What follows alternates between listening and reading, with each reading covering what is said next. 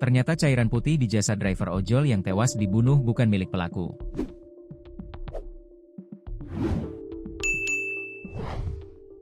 Terungkap, ternyata cairan putih di jasad driver ojek online alias ojol bernama Sevi Ayu Claudia, bukanlah milik pelaku pembunuhan. Hal tersebut terungkap setelah Satreskrim Polres Gresik menyampaikan hasil laboratorium forensik Polda Jatim terkait cairan putih di tubuh korban. Setelah diuji lab for 2 kali, hasilnya pun baru keluar Rabu, 30 Juli 2025. Dikutip dari tribunmadura.com, korban Sevi Ayu Claudia berusia 30 tahun, asal Sekardangan, Sidoarjo ini ditemukan meninggal dunia dengan kondisi dibungkus plastik dan kardus. Jasadnya dibuang di pinggir Jalan Raya Kedamaian, Kecamatan Kedamaian, Kabupaten Gresik, pada Minggu, 27 Juli 2025. Cairan putih yang berada di alat vital korban ini mengundang pertanyaan. Apakah korban juga merupakan kekerasan seksual atau tidak? Ditambah lagi, korban tanpa mengenakan pakaian dalam saat ditemukan.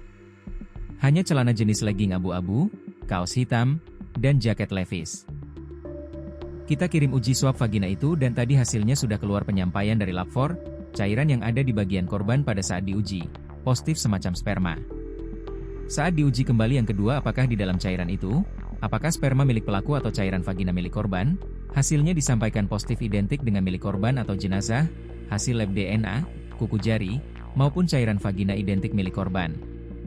Kita sampaikan bahwasannya tidak ada sperma dari pelaku yang berada di alat vital korban, beber Kasatreskrim Polres Gresik, AKP Abid Uwais Alkarni Aziz, saat ditemui di Mapolres Gresik, Rabu, 30 Juli 2025. Sementara itu hasil toksikologi pada tubuh korban belum keluar.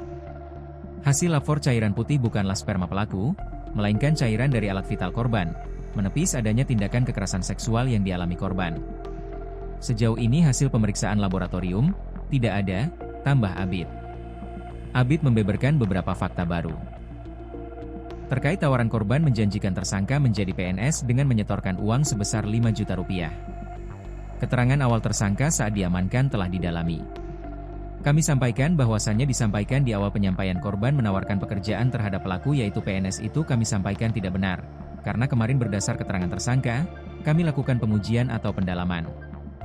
Karena keterangan di awal masih keterangan tersangka, setelah kita sampaikan interogasi mendalam pelaku menyampaikan bahwasannya bukan PNS, dia ditawari sebagai cleaning service di salah satu tempat kerja yang ada di Sidoarjo, bebernya. Termasuk terkait nominal uang sebesar 5 juta rupiah. Abid menegaskan akan disampaikan secara rinci dalam press release mendatang yang akan disampaikan langsung Kapolres Gresik.